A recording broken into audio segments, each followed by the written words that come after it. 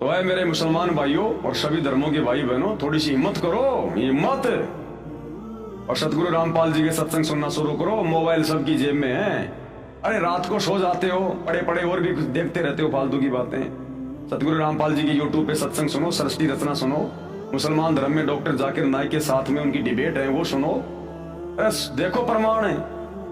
फालतू की वीडियो देखते रहते हो, शॉर्ट वीडियो, रील वगैरह, क्या मिलेगा तुम्हें? अश्लीलता आएगी तुम्हारे दिमाग में, तुम्हारे बच्चे बिगड़ेंगे, तुम्हारे विचार बिगड़ेंगे। अरे जैसा खाओगे अन्न वैसा होगा मन, जैसा पियोगे पानी वैसी होगी वाणी, और जैसी दृष्टि वैसी सृष्टि। तो जैसा देखोगे मोबाइल में गंदा, वैसा ही तुम्हारे विचार आएंगे, तुम्हारे पापकर्म बढ़ेंगे। तो रात को जब सो जाओ ना, जब सोने जाओ अपने बेड पे, बिस्तर पे, यूट्यूब पे जाके सर्च करो सृष्टि रचना संत रामपाल जी महाराज, डिबेट जाकिर नाइक वर्सेज संत रामपाल जी, और देखो कि तुम्हारे धर्म की ये पुस्तकें क्या कह रही हैं, सच्चाई क्या है जो आज तक कोई नहीं बता पाया। थोड़ा थोड़ा सुनना शुरू करो, धीरे धीरे।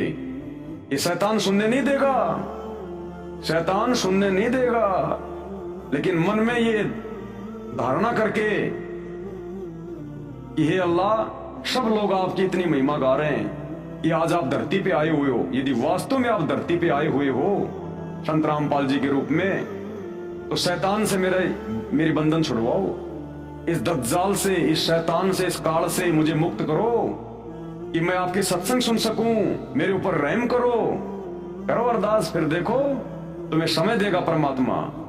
इतनी अरदास करने मात्र से, और जिस दिन आप लोग उनके सत्संग सुनना शुरू कर देंगे, रोजाना अगर आधी घंटे भी सुनेंगे, भले कान में लीड लगा के सुनो, अगर कोई दूसरे मुसलमान से अगर आपको ये डर लगता है तो रात को सोते समय सुन लो।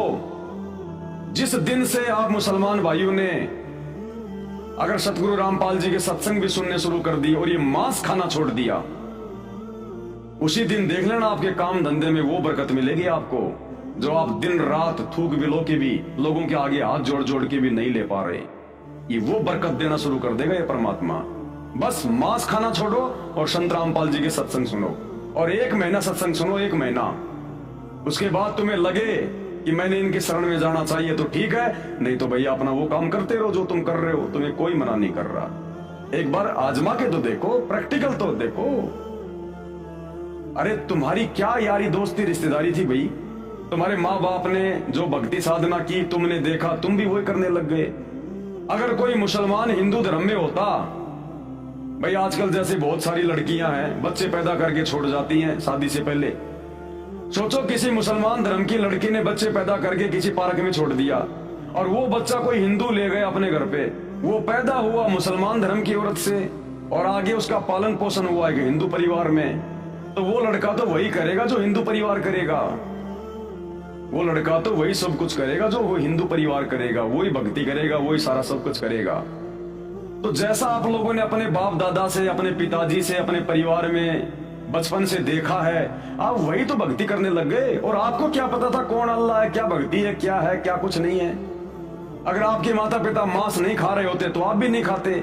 आपके माता पिता जब से आपने आंख खोली वो मांस खाते हुए दिखाई दिए, तो आपके लिए तो हरी सब्जी हो गई मांस। तो थोड़ा सा अपने शास्त्रों को भी देखो भाई, माता पिता के हिसाब से चलने से बात नहीं बनेगी, थोड़ा शास्त्रों के हिसाब से चलो, क्योंकि भक्ति का विधान शास्त्रों में है, माता पिता के पास नहीं होता।